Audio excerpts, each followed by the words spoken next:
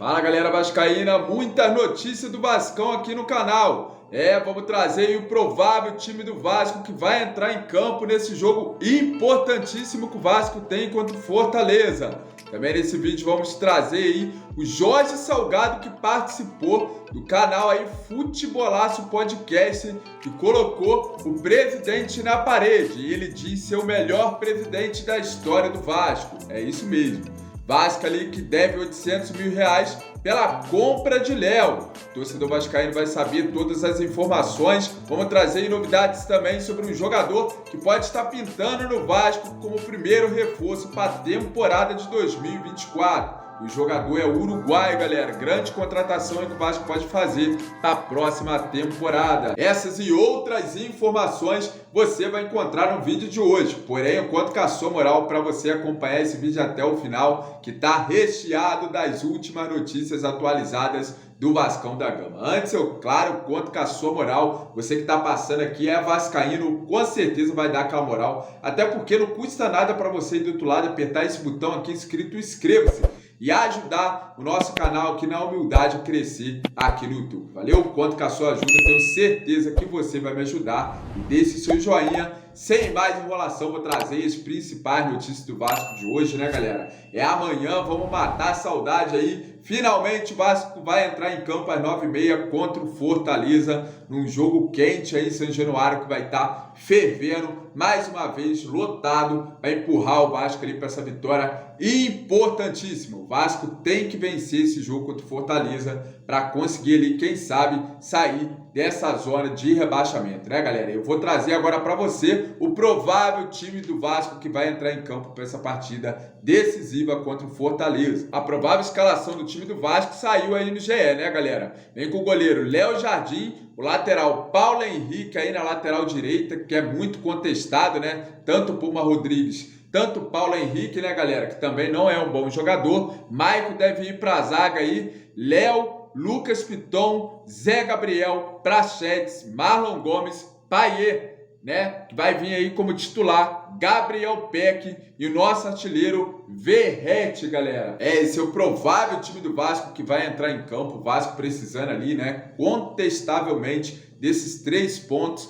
Muito importante, né? O Vasco precisa muito vencer essa partida. Então ali, como a gente viu, né? Payet deve começar como titular, né? E o lateral ali contestado, como o Puma Rodrigues, como esse Paulo Henrique também, que veio lá do Atlético Mineiro, né, galera? 2 lateral ali direito que não agrada o torcedor vascaíno. Mas o Vasco entra em campo com toda a força aí da sua torcida para conquistar 3 pontos. Muito importante na tabela do Campeonato Brasileiro. E agora eu vou trazer aqui o Lucas Pedrosa falando aí sobre o time do Vasco, falando ali sobre o destaque do time Paulinho. Galera, fica aí com o vídeo do Lucas Pedrosa e já volto com mais informações do Vascão da Gama. Então, bora lá ver o que o Lucas Pedrosa aí falou em relação ao time do Vasco. Bora comigo. É difícil você falar sobre a melhor contratação, mas ele com certeza está entre as melhores contratações, porque talvez nos números você não vai ver isso convertido em gol e assistência, mesmo ele tendo dado assistência em algumas oportunidades.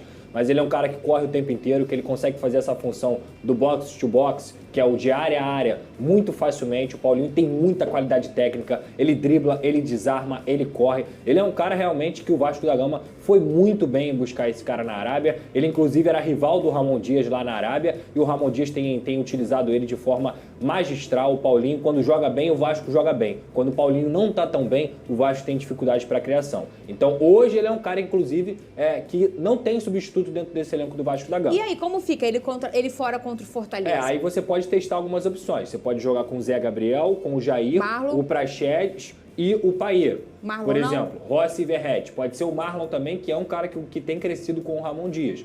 Se você não quiser utilizar o Payet, você utiliza o Marlon. Se você não quiser utilizar o Jair, você utiliza o Marlon e o Payet. Então, opções ele tem, mas não do tamanho, do nível do Paulinho e do que ele entrega para essa equipe do Vasco da Gama. Galera, segundo aí a fonte do YouTube Fanático Vascaíno, o Vasco deve 800 mil ao São Paulo pela compra do Léo. O Vasco ainda deve 800 mil dólares ao São Paulo pela compra do zagueiro Léo. Eu vou explicar. Mesmo com o aporte recebido superior a 110 milhões de reais, o Vasco não quitou o débito com o clube paulista. O mesmo acontece com o Corinthians, pela compra do Lucas Piton. Quitou o Lille pela parte que devia sobre o Léo Jardim, o Atlético Tucumã sobre Manuel Capasso, o Nacional do Uruguai com relação ao Puma Rodrigues, tudo para tirar o transfer ban, e o Jair, que o Atlético Mineiro acionou a CBF, mas o São Paulo, por exemplo, ainda não recebeu 800 mil dólares referente à venda desse jogador para o Vasco da Gama.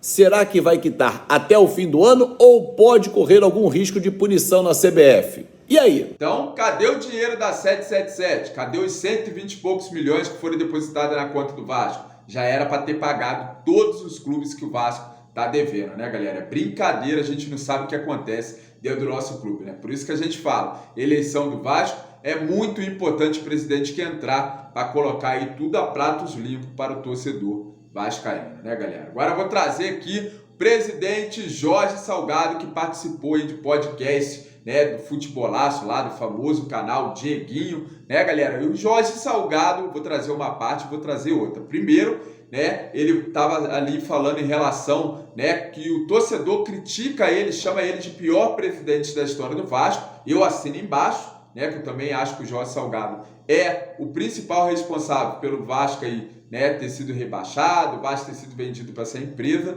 né, e o pior presidente, na minha opinião, da história do Vasco. Quero o seu comentário, quero a sua opinião.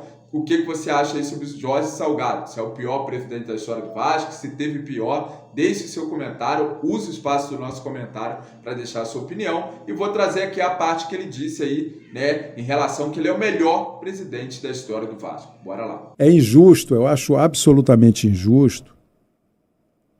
Você, olhando para a gestão,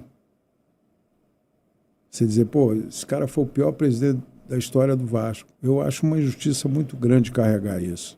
Posso fazer só um contraponto? Eu tenho certeza do contrário. Eu me acho o melhor presidente do Vasco dos últimos anos, cara, por tudo que está acontecendo.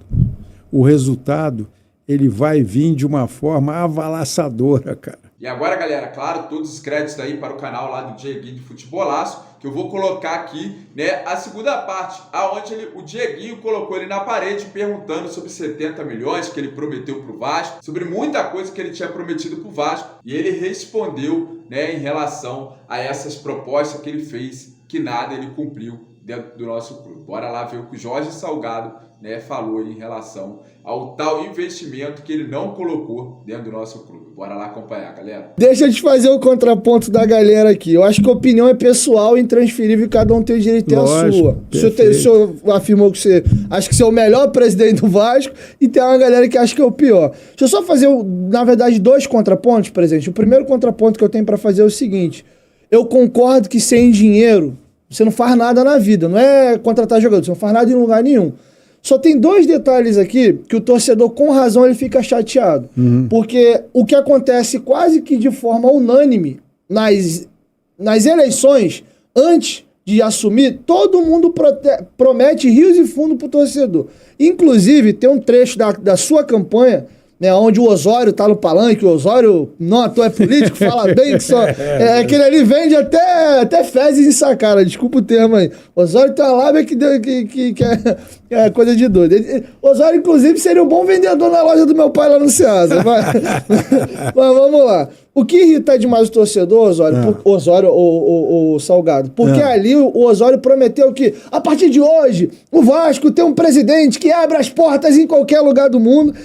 O senhor mesmo, eu lembro que vocês tinham um canal no YouTube da Mais Vasco, vocês soltavam em pílulas o projeto de vocês de campanha. E eu lembro que o senhor batia a multa na questão absurdo. Como é que um time tem 3 treinadores numa temporada? Então aquilo que o senhor mesmo batia e dizia que era errado, o senhor também praticou. Então eu tô te dando duas situações aqui. Você tem toda a razão. O senhor prometeu que não ia trocar treinador à torta e à direita, e o senhor fez a mesma coisa e foi prometido, pelo menos pelo Osório ali, que era o seu porta-voz, é seu vice-geral, de que a partir da chegada do senhor, o Vasco ia abrir portas em todos os lugares. E eu lembro bem, e aqui tem uma discussão muito grande em torcedor do Vasco, que antes da eleição o senhor tinha prometido que tinha encaminhado 70 milhões de aporte, que a gente está falando de falta de dinheiro, e acabou que, ao assumir o clube, o senhor não conseguiu esse recurso. Inclusive, uma discussão que tinha na época, aí eu lembro, era a seguinte... Metralhadora total!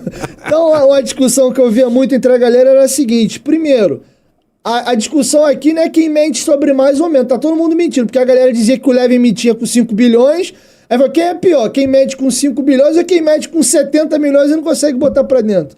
Então, o tal do estelionatário eleitoral, que a gente ouviu muito essa narrativa dos dois lados, ficou para todo mundo. Então vamos esclarecer. Então esclarece, vamos começar por onde? Pelos 70 milhões? Por que não tinha o dinheiro dos 70 que foi prometido? Eu expliquei por que eu não vim para o Vasco com 70 milhões. O meu projeto era captar no mercado 70 milhões. E eu fui para o mercado para captar 70 milhões. O que prejudicou isso? O balanço era muito, muito, muito ruim. Era um balanço que tinha uma dívida de R$1 bilhão. O clube tinha ido para a segunda divisão, tinha uma receita de 120 milhões. Isso dizia de cara que o clube não ia ter capacidade de pagar essa dívida. Então, era o primeiro ponto para o investidor dos 70 milhões se retrair. O segundo ponto para ele se retrair foi a narrativa do candidato, que perdeu a eleição. O presidente é golpista, eu é que sou o presidente, eu vou assumir, eu estou na justiça e vou assumir. Você acha que isso não prejudica na hora de captar 70 milhões? Então, 70 milhões estão explicados dessa maneira. Não captei por conta dessas duas fragilidades, uma política e uma financeira. Galera, não usei aí o vídeo, né, porque pode dar direitos autorais, pode dar problema aqui pro meu canal, né, porque esse conteúdo é lá do canal podcast, né, do Futebolaço lá, então você quer assistir completo, vai lá no canal, o link tá aqui na descrição do vídeo, todos os créditos usados aqui, valeu? Então agora eu vou trazer uma informação aí em relação a novidades de contratações, galera, isso mesmo. Alvo do Flamengo, De La Cruz entra na mira de Palmeiras e Vasco para a temporada de 2024. O Vasco busca permanecer na primeira divisão para assim reforçar seu elenco para a temporada de 2024. De La Cruz é alvo de vários clubes do Brasil e o Vasco mira contratar o jogador. River Plate aceita vender o uruguaio por 18 milhões de dólares, cerca de 90 milhões aproximadamente.